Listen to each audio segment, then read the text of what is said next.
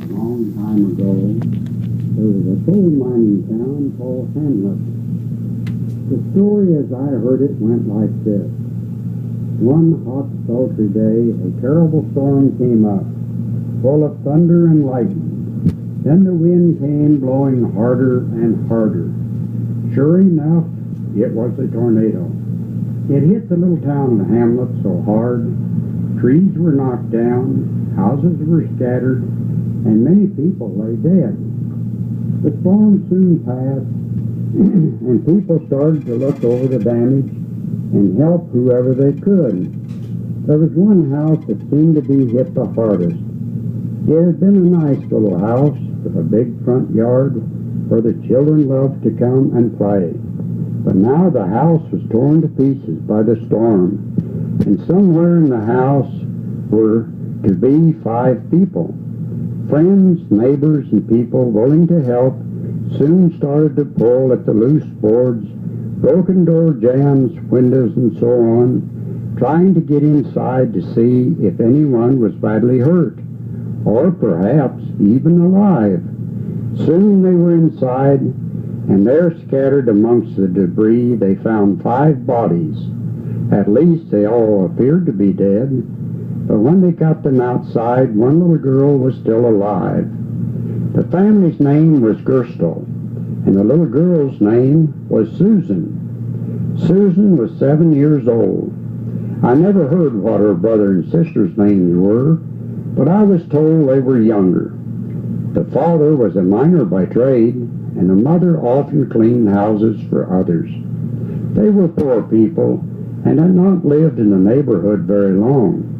The little girl was quickly taken into the home that had been unharmed by the storm. The doctor looked Susie over and was quite amazed to think that she had come through the storm with hardly a scratch. It was a miracle, but miracles do happen. Susan stayed at the friend's house until she was put up for adoption, as she now had no home of her own or someone to care for her. Many people wanted the little girl, but were deemed too poor to care for her.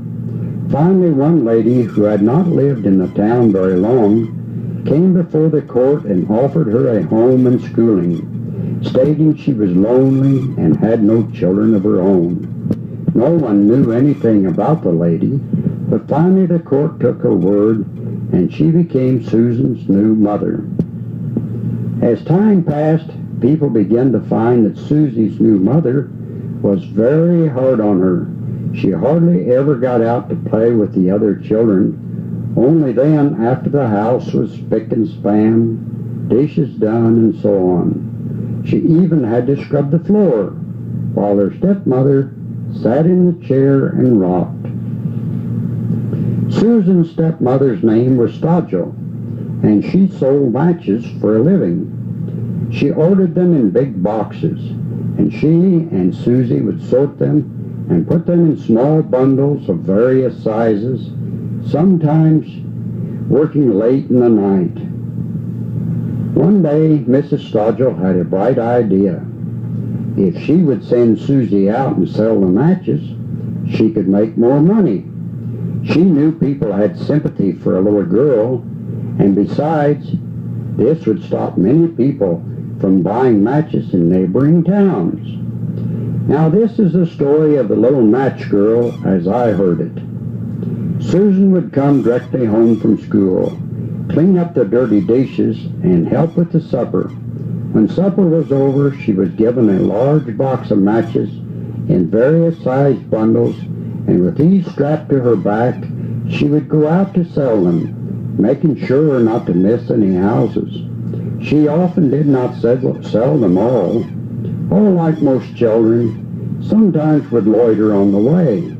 Mrs. Stodgel had a long strap she used for such things, and Susie often bore the marks of this strap. Friends and neighbors despised the old lady, but there was nothing they could do about it. One winter night, the night before Christmas, Susie said, "Please, can I stay home tonight?"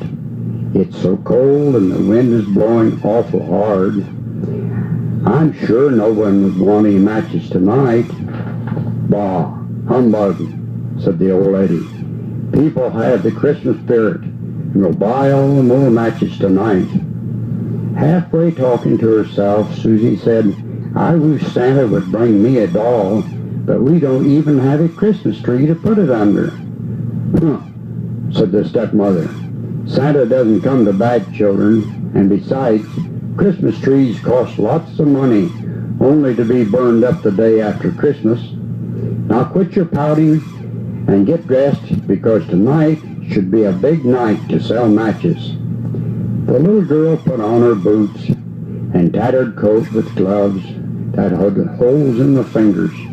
The old lady helped her with her scarf around her neck and face, strapping the matches on her back, and told her not to come back until she had sold them all. As the door opened, a gust of wind nearly blew her over. It was a regular blizzard. Went the wind, and she shivered as she heard the door close behind her.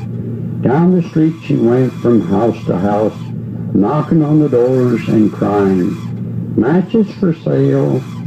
Please, won't you buy some matches? I have blue, green, and red matches, half-penny, penny, and nickel bundles. Most people, feeling sorry for the little girl, would buy some, whether they needed them or not. Finally, the little girl came to a house all lit up with Christmas lights, and in back of the big bay window was a large Christmas tree.